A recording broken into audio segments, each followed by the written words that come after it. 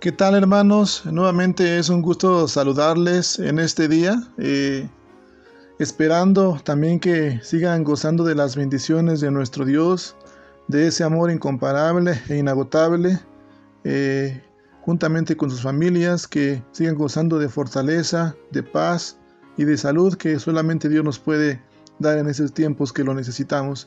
Y hermanos, vamos a continuar entonces con las reflexiones de este día.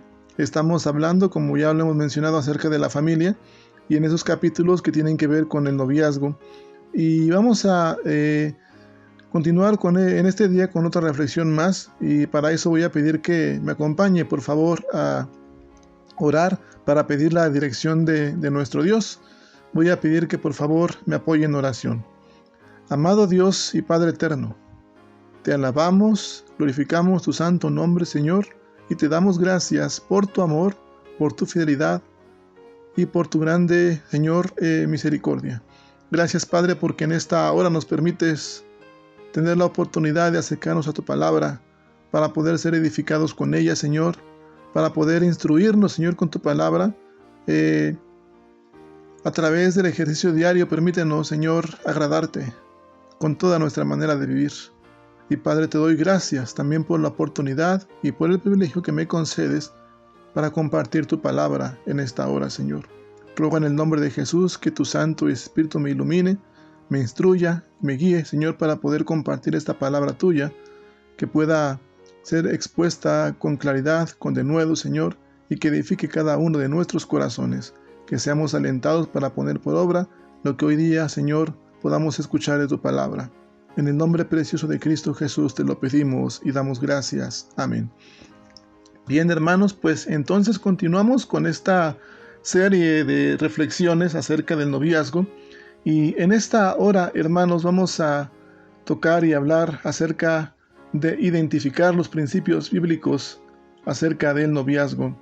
Vamos, hermanos, entonces a continuar con esta serie de reflexiones. Y es importante cuando hablamos, hermanos, de identificar principios bíblicos, podemos recordar el día de ayer cómo veíamos las 4 formas de las verdades bíblicas por las cuales Dios se ha comunicado con nosotros.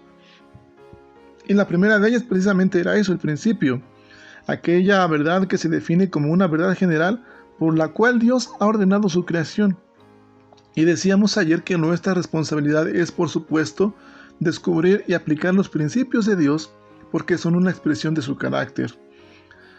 En la actualidad, hermanos, cuando hablamos de la familia, podemos notar, porque es muy notable ya en la actualidad hoy día, cómo matrimonios, familias, incluso de la misma iglesia cristiana, han sido lastimados, quebrantados, y en base a las adversidades que les ha tocado vivir, lastimosamente, hermanos, muchos tienden a la separación o al divorcio. Y es muy notable hoy en día eso. Y esto es, hermanos, porque a veces se nos olvida el principio bíblico, la forma y la verdad bíblica, y aplicar esos principios de Dios como expresión de su carácter. Es por eso que ante cualquier situación que enfrentemos, siempre es importante un momento detenernos y pensar, meditar, ¿qué es lo que haría Jesús en este caso? Y así reflejar y transmitir el carácter de Cristo. Veíamos entonces el día de ayer un pasaje importante acerca de Isaac y de Rebeca. Primeramente, cuando Abraham como padre se preocupa por la situación de su hijo, en la situación de su relación, más bien el poder buscar una esposa para su hijo Isaac adecuada, ¿verdad? Y esta misión se la asigna al mayordomo de mayor confianza que él tenía, y lo hace jurar de manera como la costumbre en aquella época era, de que ese juramento no fuera, más bien fuera inviolable aún después de la muerte de Abraham. Entonces vemos esa parte de la preocupación del padre para su hijo. Y dijimos entonces que abundan los ejemplos bíblicos en que el padre o un sustituto legítimo en su lugar del padre supervisaban la relación romántica, como Adán y Eva, Isaac y Rebeca, como acabamos de mencionar, y al final del día este matrimonio fue bendecido. Pero también por otro lado, vemos ejemplos en que los padres no supervisaban la relación y tuvieron resultados muy dudosos o desastrosos. Por ejemplo, vamos a ir, por favor, hermanos, ahí al libro de Génesis, en el capítulo 26, los versículos 34 y 35 hablan de un hombre, precisamente hijo de Isaac y de Rebeca, y dice la palabra de Dios así: cuando Esaú tenía 40 años, se casó con dos mujeres hititas, Judith, hija de Beri, y Basemat, hija de Elón. Pero las esposas de Esaú amargaron la vida de Isaac y de Rebeca. Otra versión, que es la Biblia de las Américas, también dice que le hicieron la vida insoportable. Entonces vemos aquí cómo entonces aquellos padres que no supervisaban la relación, como Esaú y sus mujeres, como Siquem, Dina, Sansón y Dalila, tuvieron estos resultados muy dudosos o desastrosos. Y hermanos, entonces cuando nos apartamos o nos olvidamos del principio bíblico en el noviazgo, en la relación, nuestro matrimonio va a tener ese tipo de resultados. Antes de identificar los principios bíblicos, es importante recurrir a las Escrituras para que podamos darnos cuenta cómo hay razones por las que los cristianos hemos de considerar que el noviazgo es normativo para todos los pueblos y en todas las culturas. Y la norma y regla de fe sabemos que es la Escritura. Por ejemplo, quiero leerles por favor ahí también Mateo, en el capítulo 19, solamente los versículos 4 al 6. Usted sabrá a qué habla Jesús ahí acerca de un tema importante, y dice la palabra de Dios así: y respondiendo Jesús dijo: ¿no habéis leído que aquel que los creó desde el principio los hizo varón y hembra? Y añadió: por esta razón el hombre dejará a su padre y a su madre y se unirá a su mujer, y los dos serán una sola carne. Por consiguiente, ya no son dos sino una sola carne. Por tanto, lo que Dios ha unido, ningún hombre lo separe. Ciertamente estamos hablando entonces de el divorcio, cuando Jesús enseñaba acerca del divorcio. Y aquí Cristo está enseñándonos cuál era el prototipo original del matrimonio o de la relación. Por ejemplo, el Padre Dios, con su supervisión sabia y amante, juntó a la novia Eva y al novio Adán. Esto con un propósito exclusivo, el de que formaran un matrimonio. Es decir, Dios no creó una docena de hombres y una docena de mujeres para que jugaran el juego de salir en pareja y luego casarse con quien quisieran. Más bien, Él quería que Adán fuera un hombre con una sola mujer y que Eva fuera una mujer con un solo hombre. Y esa es una de las razones por las que podemos nosotros ver en la Biblia que es recurrir y retomar el prototipo original de Dios, el modelo original de Dios. También otra razón por la que hemos de considerar que el noviazgo es normativo y que la Biblia nos debe de guiar en eso, es la práctica común que había entre los judíos y otras culturas.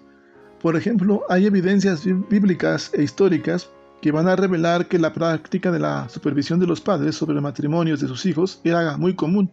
Y no solamente eso era para Israel, hermanos, sino también que era para muchas civilizaciones, y eso a lo largo de la historia hasta el siglo XX, y actualmente todavía hay quienes pueden supervisar esa parte de la relación de los hijos. Y podemos definir pues el compromiso como el reconocimiento de las dos partes de su intención de casarse.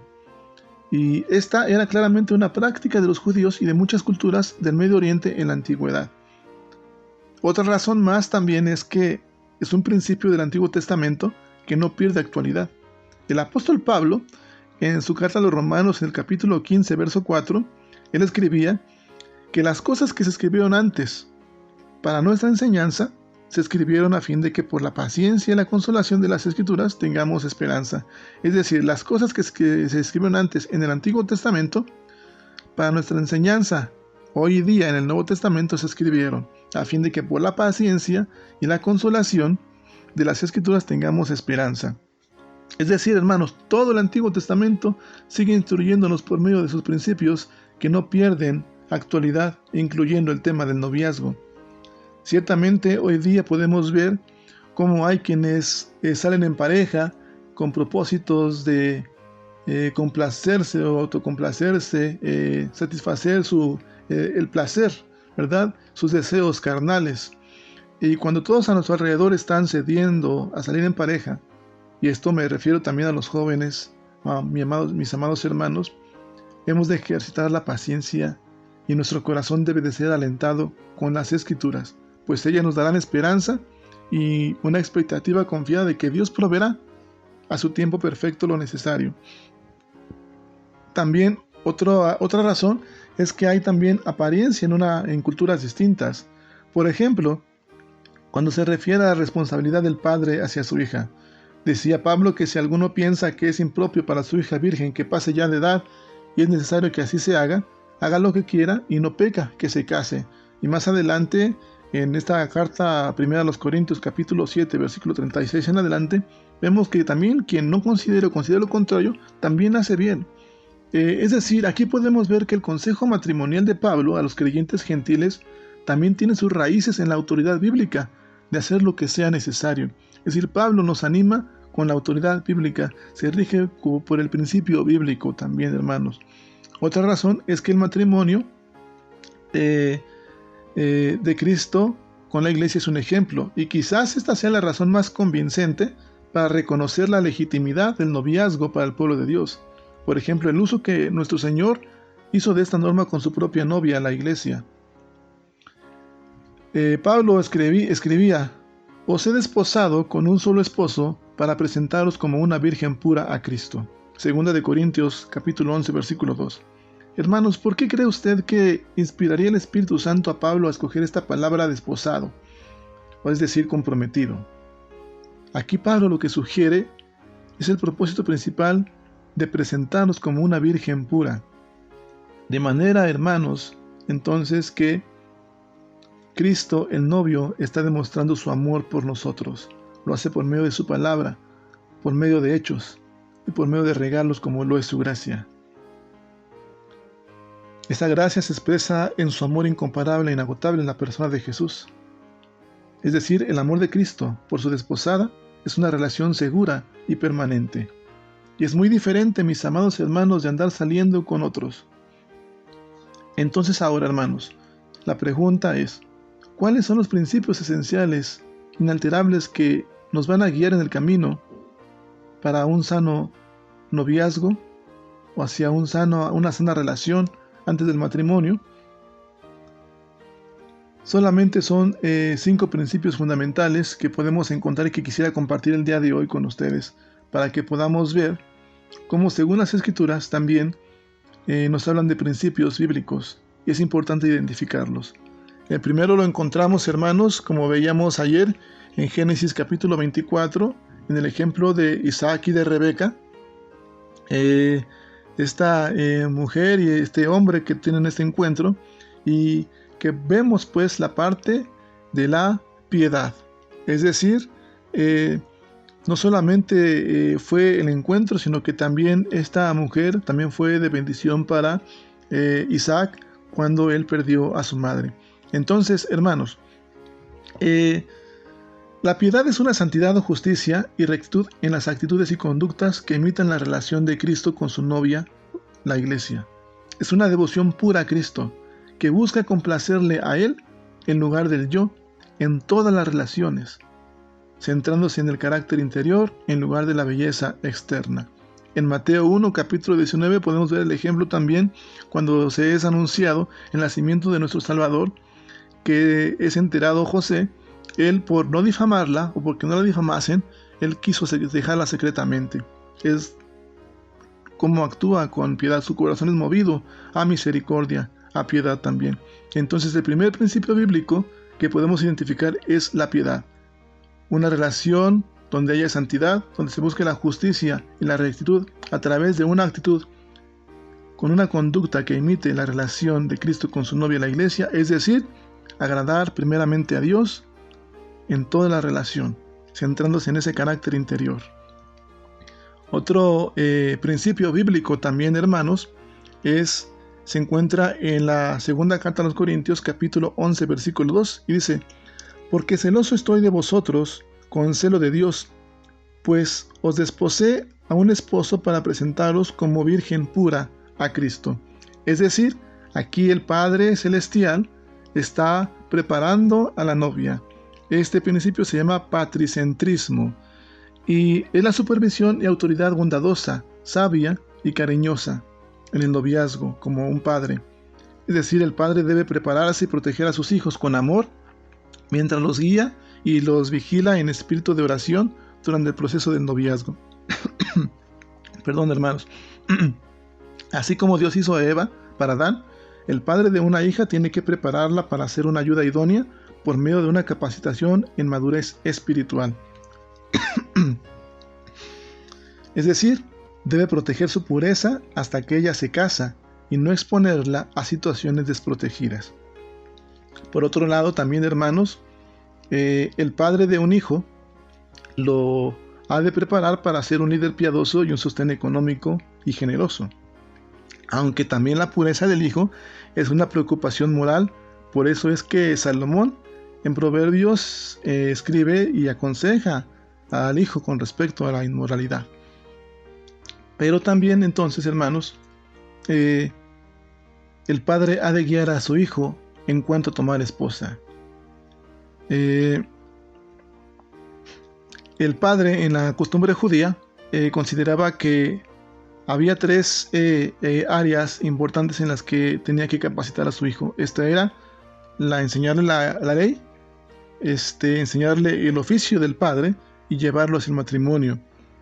Porque si se le mandaba no dejar la instrucción de su madre, era un principio pues y de su padre, que Salomón también escribe en Proverbios capítulo 1 versículo 8, ¿no? Es decir, a él se le instruía en no dejar esa instrucción de su padre y de su madre. Y como hemos dicho anteriormente, los matrimonios no bendecidos en las escrituras, como los de Saúl, Siquem y Sansón, terminaban siendo un desastre. Por eso es que es importante a veces la supervisión de los padres, pero más adelante veremos qué tipo de supervisión nos referimos.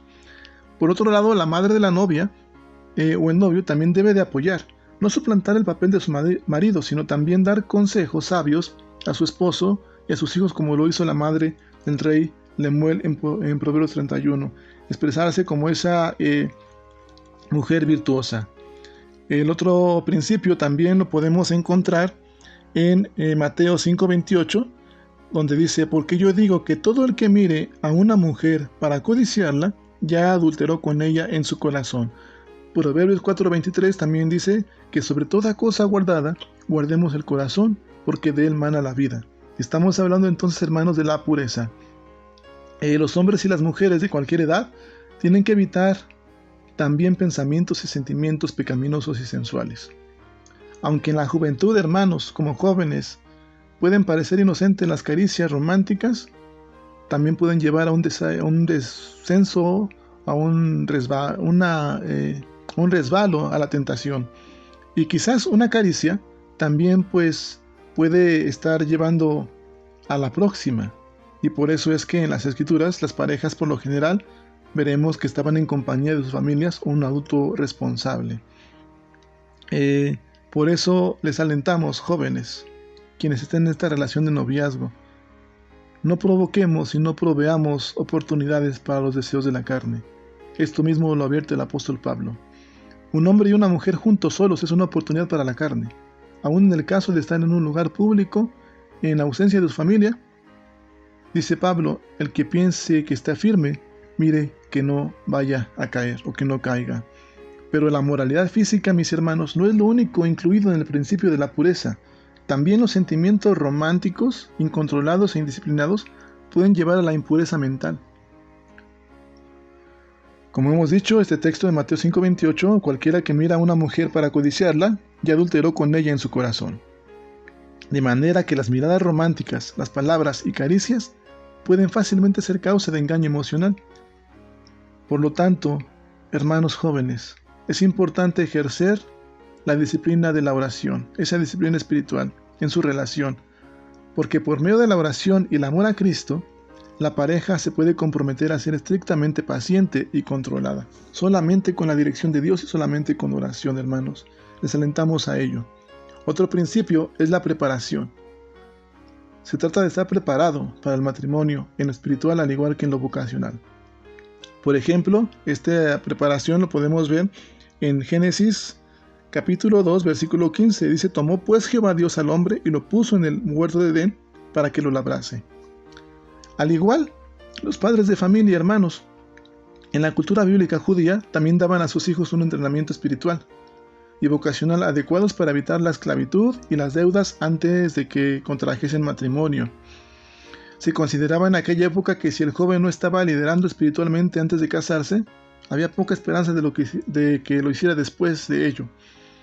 También se consideraba que si el joven no había ahorrado en aquella época el precio de una esposa, que era aproximadamente de unos 3 años, un salario de 3 años, no estaba preparado para mantener a una esposa y una familia. Y hoy día entonces lo que un futuro esposo necesita es una buena capacitación en una especialidad que facilite tener un medio de vida. De la misma manera, en cuanto a la joven, debe estar preparada espiritualmente siguiendo el ejemplo de Sara, de María y la mujer virtuosa. Desarrollar sus habilidades domésticas para cuidar de su hogar y su familia, de sus hijos también. Desarrollar sus dones y talentos dados por Dios para que más adelante los ponga al servicio de Dios lado a lado con su marido. Y por último, hermanos, el último principio bíblico es la paciencia. La paciencia es una actitud de confianza de que nuestro Dios soberano cumplirá su plan perfecto en su tiempo perfecto. Es decir, no apresurarnos. Podemos ver que quizás como jóvenes hay amistades que ya estén de alguna manera con su relación y a punto de casarse, y nos animamos nosotros a hacer lo mismo y nos apresuramos. Hemos de examinar la palabra de Dios porque a veces solamente estamos queriendo complacer el yo. Y quiero compartirles por último, hermanos, algunas diferencias de las salidas en pareja con el noviazgo bíblico. Por ejemplo, típicamente las salidas en pareja comienzan a una edad demasiado temprana para casarse. En cambio, el noviazgo comienza solo después de estar preparados para el matrimonio, en lo espiritual, financiero y otras áreas también. El propósito de la salida en pareja es el placer, la diversión, la recreación personal, es decir, sin compromiso. En cambio, el noviazgo bíblico es culminar en matrimonio. El noviazgo va hacia el compromiso matrimonial. También, por lo general, en salidas en pareja, los jóvenes resienten que los padres lo supervisan y lo consideran una intrusión. En cambio, en el noviazgo bíblico se requiere la supervisión de los padres y es bien recibida como una protección moral y espiritual. Es decir, hermanos, no es que los padres se intrometan, sino que acompañen en oración a manera de que protejan nuestra vida espiritual también. Y hermanos, por último, y termino con esto, preguntémonos, ¿nos hemos apartado realmente de la verdad de Dios en esta cuestión de romance, las salidas en pareja y encontrar un cónyuge? Después de examinar la palabra de Dios, espero en realidad, hermanos, que estemos comprendiendo mucho mejor nuestro conflicto con la cultura moderna. Pablo advierte a los creyentes que se cuiden de no ser llevados cautivos por las filosofías de este mundo, sino más bien llevar cautivo todo pensamiento a la obediencia de Cristo. Mis amados hermanos, no hay terreno neutral en este lado del cielo. La batalla que libramos es de ideas muy prácticas, y estas verdades eternas van a transformar positivamente las relaciones dentro de su familia. Amado joven, aunque el proceso pueda significar un reto, pero cobre aliento, porque eso va a transformar positivamente su relación dentro de su familia, no solamente hoy, sino más adelante. Es por eso que le pido que, identificando estos principios bíblicos, podamos aplicarlos en la relación y en nuestro diario vivir. Y el día de mañana primeramente estaremos viendo cómo conducirnos sabiamente en la relación, con sabiduría, tanto padres como jóvenes. Así que hermanos, si Dios lo permite, el día de mañana nos vemos en otra reflexión. Que Dios le bendiga y que la gracia y la paz de Jesucristo nuestro Salvador esté con usted y con su familia, esperando sea de bendición esta reflexión. Un fuerte abrazo a todos. Dios les bendiga.